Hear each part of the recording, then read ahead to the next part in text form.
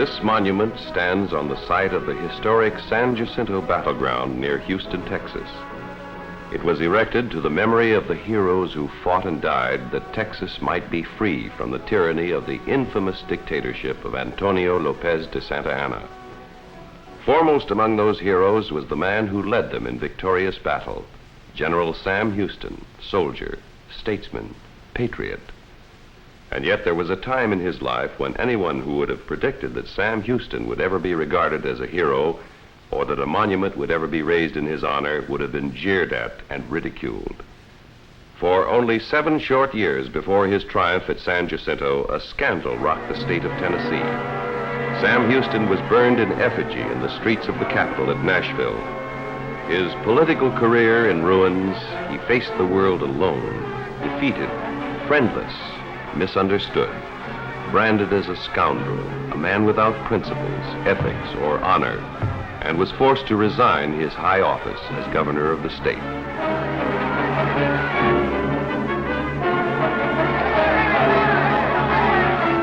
Strange turn of events. A week ago, to those same people out there burning him in effigy, Sam Houston was a hero. But tonight he's not. Tonight he's a coward. He must be, otherwise he'd come back and refute the scandal that Billy Carroll has spread about him and his wife. Maybe he can't.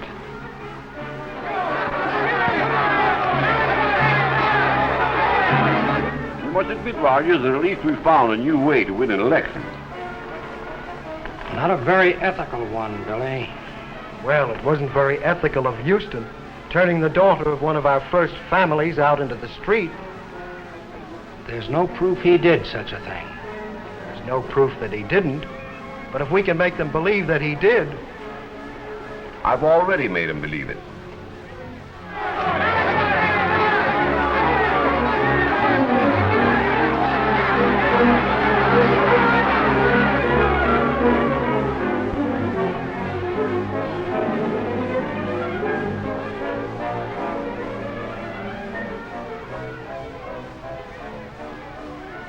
It is not my purpose to accuse you, Eliza, nor to justify myself, even though our marriage has proven the instrument of my destruction. Sitting here in a hotel room alone and in hiding, I can look out through the drawn curtains of my room and see myself being burned in effigy because the mob cannot get their hands on me. The swift turn of events has left me confused, bewildered. I try to realize how all this could have happened. I look back to the happiest night of my life, seeking an explanation. The night I asked you to be my wife.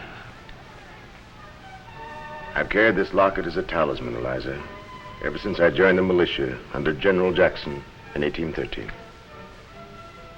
I've always tried to live up to the word my mother had engraved on it. I can't make it out in the moonlight, Mr. Sam. What is the word? Integrity. Well, Eliza.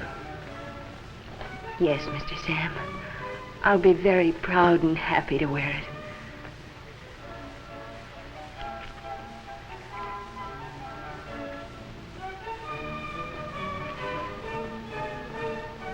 I'll try to be a good wife for you, Mr. Sam. Everything you want me to be, I'll try hard. You're everything I want you to be right now. No, I'm not. I'm not, but I will be. General Jackson.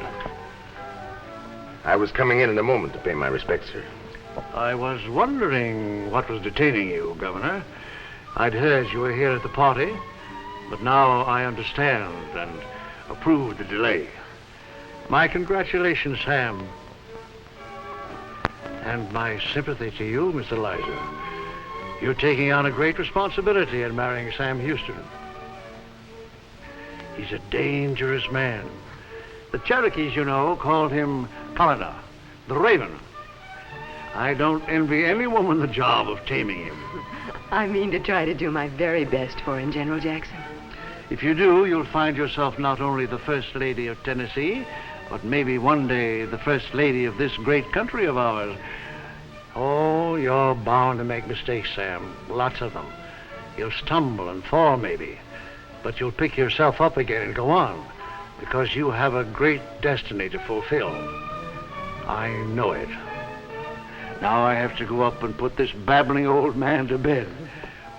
But I'm not too old to run for the presidency. Nor too old to win the race, sir. Thank you. Bless you both. Good night. Good night, General Jackson. Good night, sir. After what General Jackson said, are you sure? Sure you still want to marry me? Really sure, Eliza. Are you?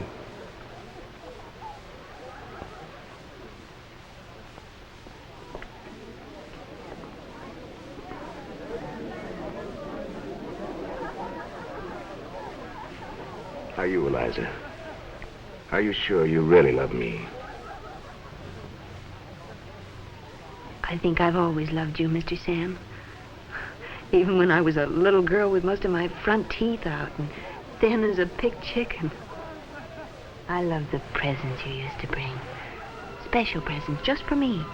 The beaded moccasins and the leather jackets, the bows and arrows and the Indian necklaces. They were just bribes, Eliza, so that you listened to me. You were a wonderful listener. I'll always remember how you used to bring out your little sewing kit and busy yourself with my mending while I talked for hours.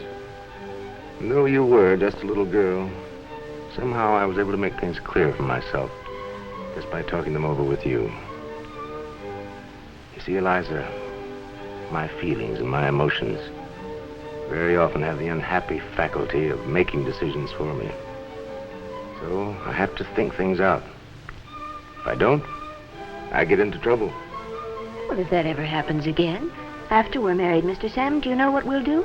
No, what'll we do, Eliza? Well, I'll just get out my little sewing kit, and while you talk and talk and talk, we'll both pretend that I'm just a little girl again.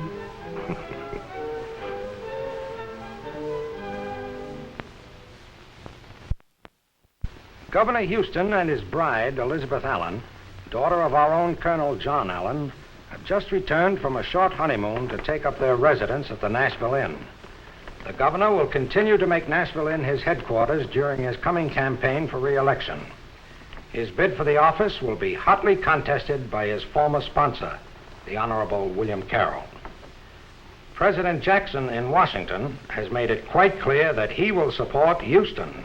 It looks bad, Billy. To me, it really looks bad. You think with Jackson behind him, he's going to be a hard man to beat, don't you, Lawrence? Without question. I disagree with you. Why? Because Houston has something on his mind at the moment that he thinks is more important than politics. What, for instance? His wife.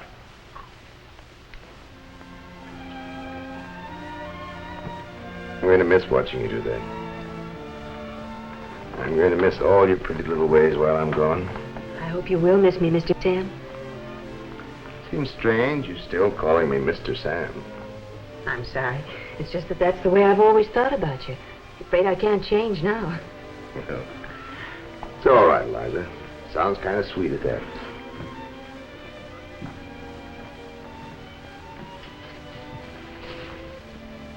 You won't be gone very long, will you? At least 2 weeks this trip. I've taken on a pretty heavy chore now that Carroll's opposing me. It isn't as though he'd fight fair. He's determined to stop at nothing to defeat me. Well, you'll fight fair and you'll still win. It's wonderful to realize that whatever happens, you'll always be on my side. Always, Mr. Sam.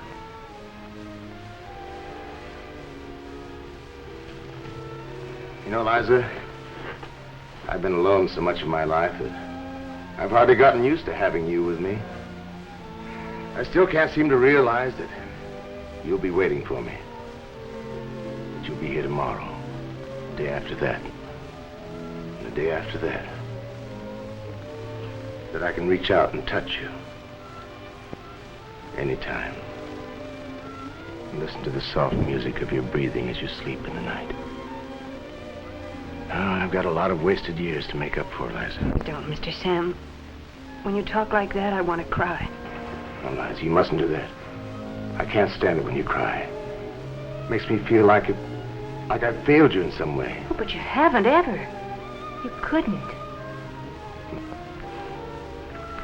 Well, I must go now.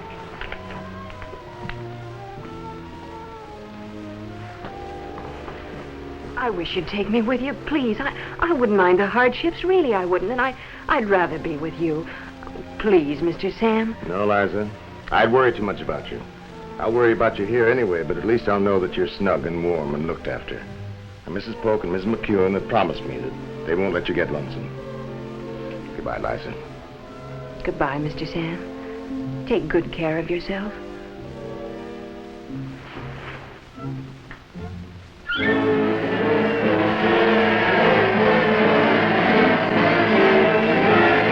Need I remind you, gentlemen, before I took office, Tennessee was a backward, even a ludicrous state, shackled by disgraceful and medieval customs. Stocks, branding irons, the death penalty for horse stealing. We have progressed from those days. We have put behind us their monumental absurdities. As you know, I've had the honor and privilege of being governor of this noble state for 3 terms. I'm a conservative man. I'm satisfied with the conditions and customs established in Tennessee, many of which I helped to establish.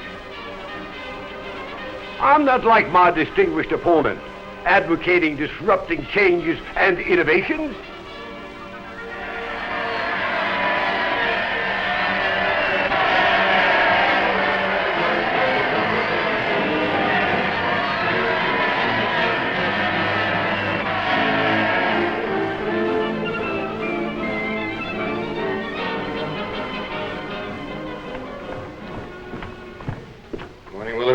John? Good morning. Good morning, Governor.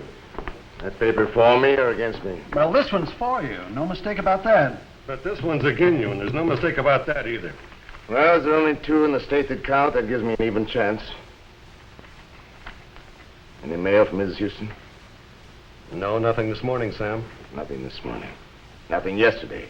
Not a letter for a week. I'm packing up and leaving for Nashville tonight. Sam, you can't do that. If you don't face Carroll tonight, the voters will think you're whipped, afraid to face him. I think you're unduly alarmed about your wife. Don't forget, we've been having very rainy weather. Probably the mails are only delayed, that's all. Maybe so, but maybe not. And I'm not willing to let her go at that. Eliza's ill, or she'd have written. I'm going.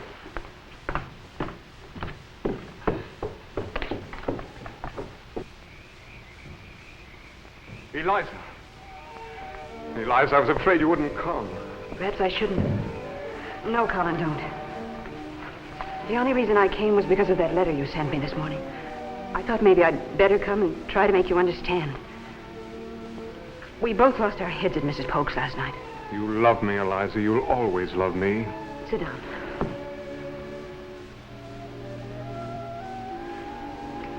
Now we can talk much more sensibly. Colin, if I'd known that you were going to be at Mrs. Polk's cotillion last night, I'd never have gone. It was just that walking out into the garden and seeing you there so unexpectedly, I should never have let you kiss me. It was wrong, and I regret it bitterly.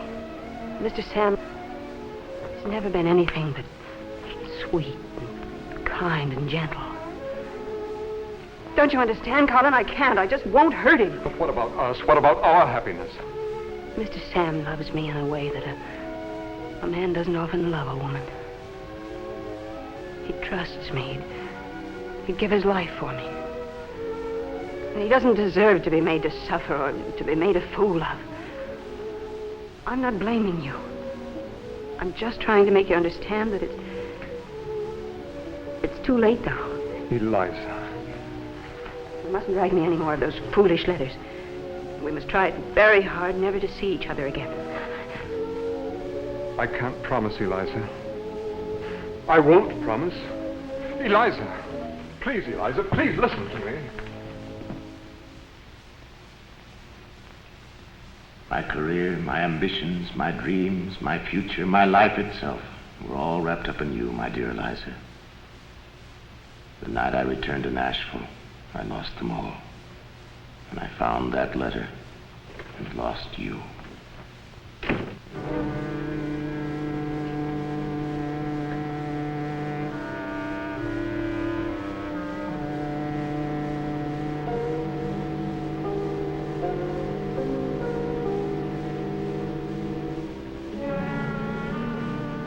Mr. Sam, are you back?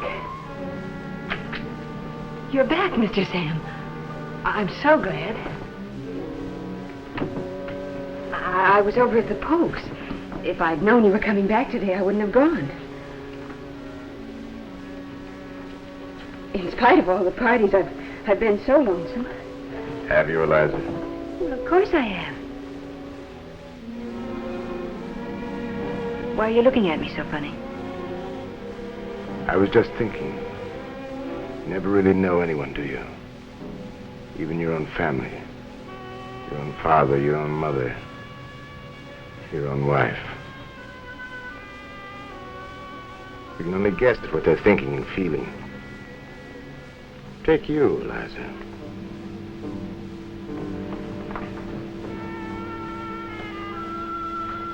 Lost something?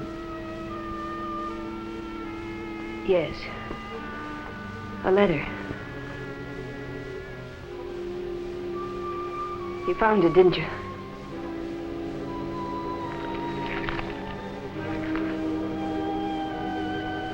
I'm so sorry, Mr. Sam. I wouldn't have had this happen for the world. I should have destroyed it at once, only I didn't expect you back so soon. You didn't go to the Pokes, did you? You lied. Yes. Of course you lied.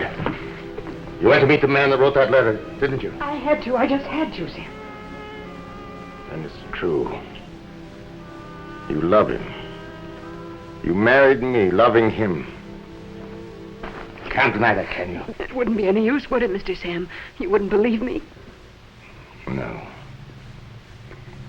Never. Never again. I thought I could trust you. Known you all your life. Looked up to you, almost worshipped you. I thought you'd never fail me. You were fooling me from the first. Taking advantage of my blind, stupid devotion to hoodwink you. No, Sam, that's mocking not true. me behind my back. No. Who is he? Tell me, I'll kill him. What good would that do, Sam? You might be able to find out who he is, and maybe you could kill him, but you couldn't kill the love for him that's in my heart. No, that's true. And I couldn't kill the love for you that's in my heart either. I could tear my heart out, but the love for you would still be in it. I can't rid myself of that. But I can rid myself of you and smash all the others who let you do this to me. Sam, where are you going?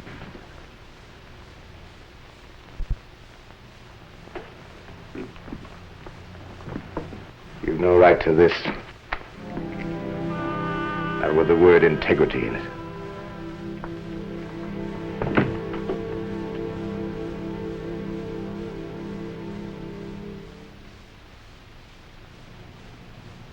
Integrity.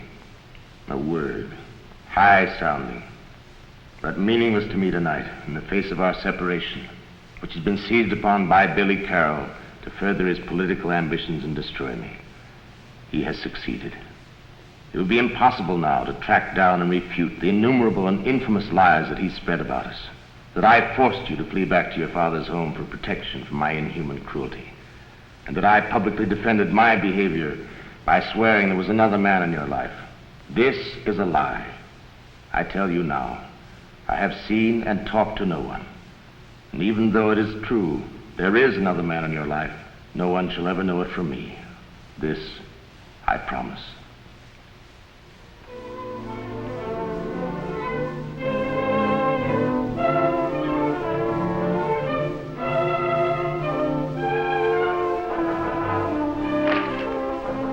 Surely Eliza must have some explanation of this impossible situation. She hasn't left her bed since she came here 3 days ago.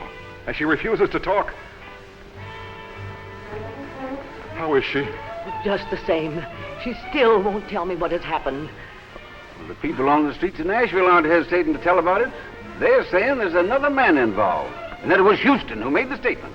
Surely Sam would never cast a slur like that on Eliza. Well, even if he didn't, we've still got to find him and force him to make a public denial. And if he refuses, it'll cost him his life.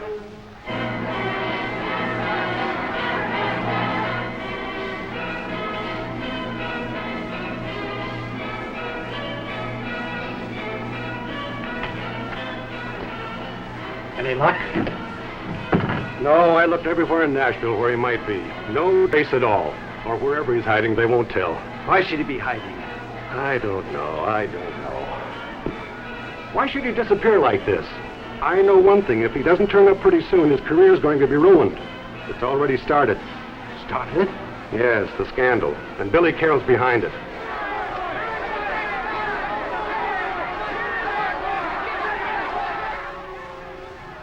Let full blame rest on me, Eliza. I swore to honor and cherish you until death. And this I shall do, for I still love you, and I always will. So let them call me a coward. Let them say that I've remained silent and ran away because I could not prove the charge they say I brought against you. And this they will say, Eliza, if I go away. And I'm going. I'm leaving Tennessee tonight forever. For this is the only way I know that you can be exonerated of this tragic scandal.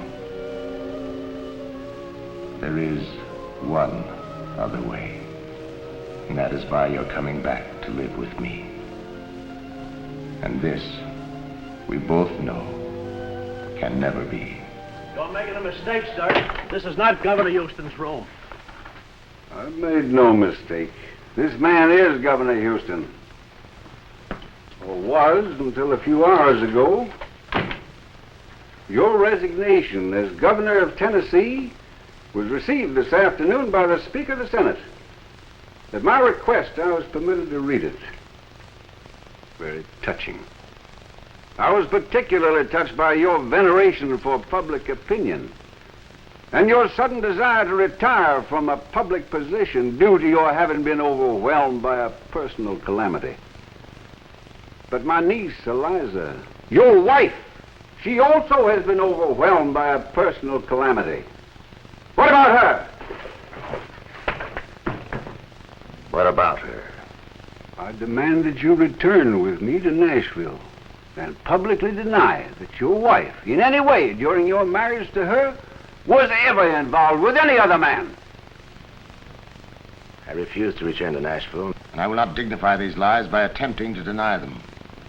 But I give you permission to publish in the Nashville paper that if any wretch ever again dares utter a word against the purity of Mrs. Houston, I will come back and write the libel in his heart's blood. Now get out.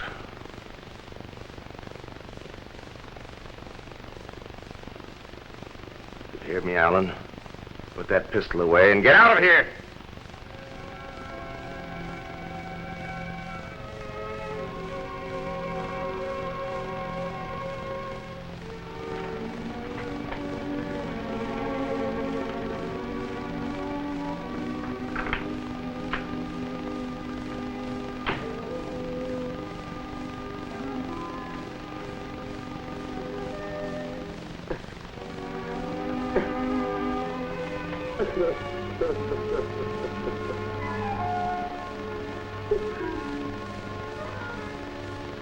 This is the way Sam Houston's career ended as governor of Tennessee.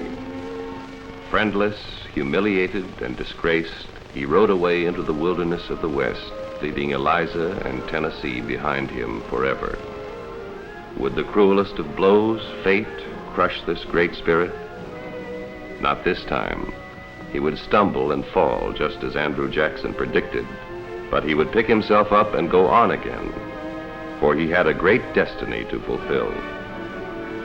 Victor at San Jacinto, winning independence for Texas. President of Texas before it joined the Union.